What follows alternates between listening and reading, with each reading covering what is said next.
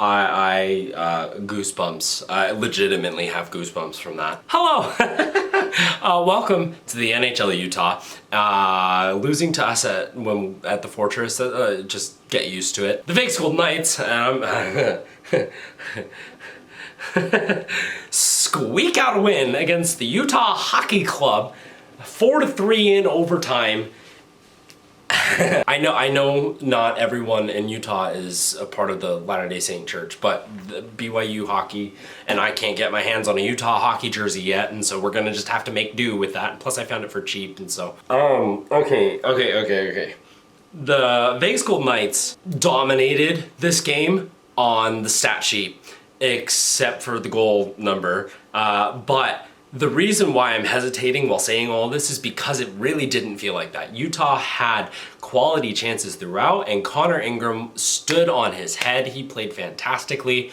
It was very similar to how Kemper played against us back in LA a couple of days ago, which feels like it was a long time ago. This gap between these games was long. Oh, okay. Going further back, happy Dia de los Muertos, the Day of the Dead. We celebrated that with Vegas tonight, and so fun. Kind of funny that the team that we're playing on the day of Dia de los Muertos just so happens to, you know, be very, like, located in a place that is very heavily invested in family history. Okay, I'm gonna skip to this first because this is, like, the reason I had goosebumps, despite the fact that we clawed our way into overtime. Utah clawed their way into overtime. We clawed our way back into this game that we should have probably been winning a lot bigger than this. Not because Utah is bad, but because of how much we outplayed them. And any team can outplay any team on any given night, no matter who it is. We got shut out 2-0 by the Arizona Coyotes last year, and then in the worst game in franchise history last year, like game 76 against the Arizona Coyotes, we gave up 6 goals in 10 minutes of game. So like any team can beat any team. And I'm not, like, we weren't the best, but Arizona also wasn't the worst. They were the 28th worst anyway. Okay, backtrack. Okay. That Brett Howden goal, I didn't know you can do that.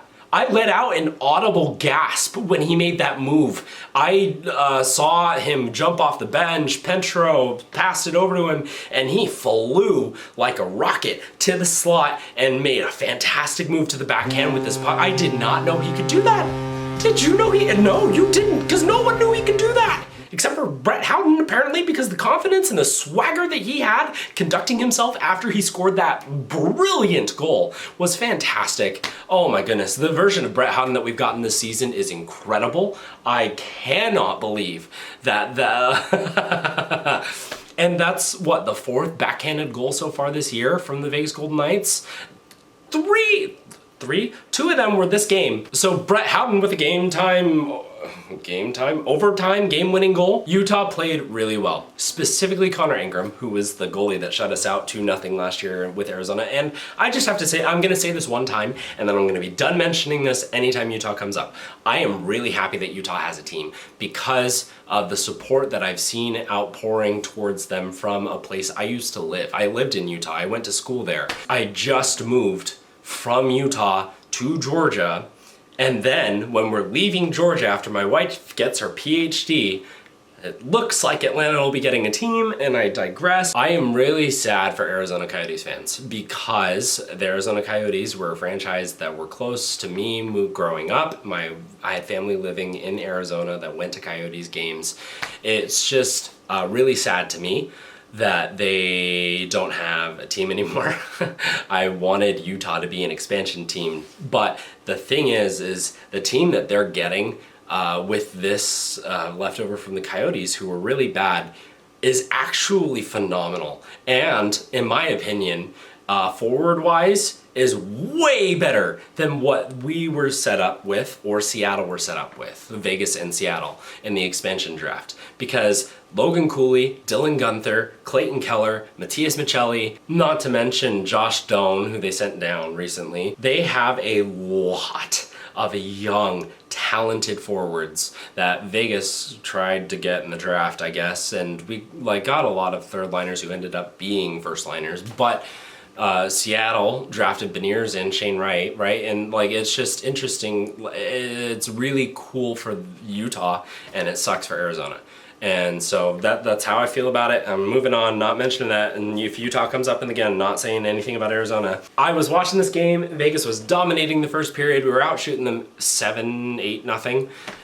10 minutes in, Utah doesn't have a shot on goal. And I'm like, guys, Utah, geez, I'm typing this out onto Twitter. Geez, Utah, it's not that hard to get a single shot on goal. And literally, as I'm typing that out, whoop, into the back of the net, Logan Cooley shoots a goal.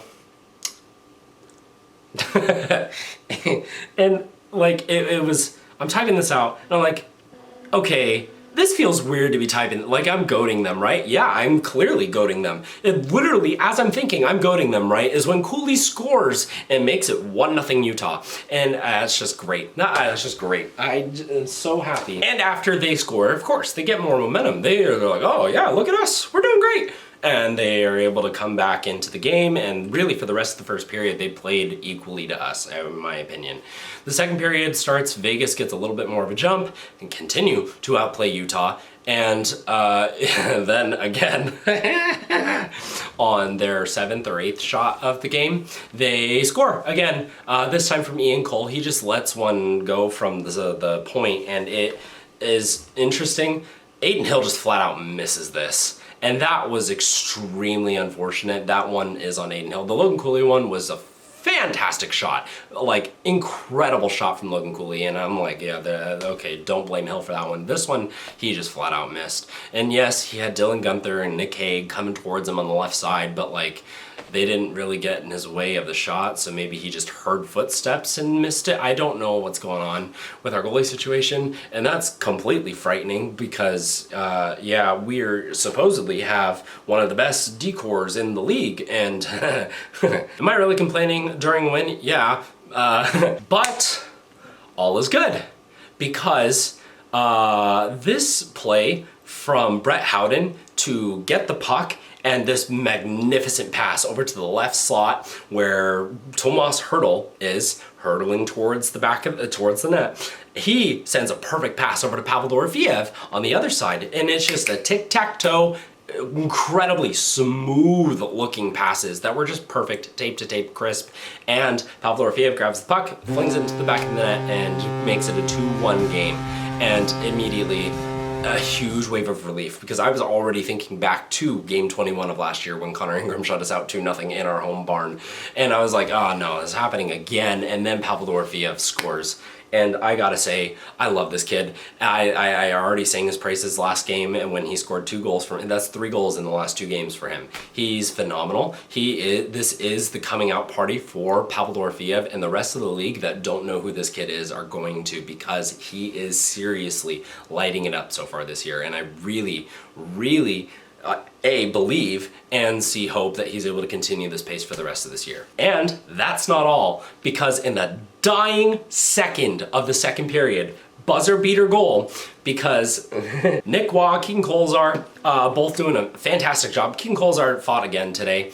Sorry, that's a tangent, I know, but that's back-to-back games with fights from Keegan Kolzar. It was a fight with McBain, and it was like just a hugging match, really, wrestling to the ground. It's hard, it's on skates, you know, and I've tried it kind of very playfully, whereas they weren't as playful, but it looked kind of playful. But that line did pretty well in sustaining some pressure, and they do that here at the end of the second period, and get the puck, just fling it on towards Ingram, and it pops out as Noah Hanifin, who's driving towards the net, is able to just grab that rebound and bury it to make it a tie game 2-2 right before the buzzer. So we start the third period at a tie game, and it was so good. I was so happy. It was so good. And it just continued because Noah Hanifin continued. This guy, I sang his praises. I was super happy we got him extended. The way that he played for us in the playoffs and towards the end of the last season, he was our best defenseman. And I haven't really seen that this year. Shea Theodore's popped off, and that's been fantastic. Petro has been phenomenal at putting up points. And so I was like, kind of disappointed by Hanifin, just waiting for him to come out, and then he does this. He scores this goal, and you could see like he felt relieved as well because he wanted this. And then in the third period, he skates around the back of the net, up through the neutral zone, and William Karlsson, it's like in basketball, like he found a seam and just went for it. Noah Hanifin passes it towards him as he skates in, he's got it on the backhand, he shovels it underneath Connor Ingram, 5-hole to make it a 3-2 Vegas Golden Knight lead. And I'm just immediately like, oh. But it doesn't last. A little less than 7 minutes left, Alex Kerfoot gets one back in just a really terrible bounce for Vegas. Great for Utah, obviously, but yeah, I don't know what Hell could have done on this one either, to be honest, because Vegas just kind of collapsed towards the net defensively as Utah just was like, all right, we're just gonna fling it on and see where it goes, and it bounces right out in front of Kerfoot, who buries it. He like kind of angled it with his foot and then tapped it in with his stick, and it went in. It was a really good play from him, and they're not on Hill for that one. But it's a tie game, and Vegas had a majority of the chances, but Utah's chances were quality. And there were a couple of huge saves that Adin Hill had to make in the first and second period that I can remember specifically. And there was like 8, 9, 10 minutes straight of hockey with no whistle in the second period. Just really quick game, honestly. Then overtime happens. Utah gets the puck first. There was a brutal turnover from Jack Eichel in regulation, that led to one of those Adin Hill saves, and that was why that happened. But also here, Utah forechecking was able to get the puck and maintain possession in the offensive zone, and there were a couple of turnovers from Vegas that led to them having opportunities, but they either missed or it just barely clipped Adin Hill. And then on the next face-off, Vegas gained control and they just kept it for the rest of the time, basically. I thought it was going to be Eichel, and he had an opportunity where he was in kind of alone-ish with an open lane and shot attempt, but he missed it wide. And then Vegas recollects possession, is able to maintain it. Utah stuck on the ice and they haven't been able to change. You can hear on the ice them saying they're tired, they're tired, they're tired, go change. And it sets up this play where Stone drops it off for Petro, who just came onto the ice, who then passes it up to Howden.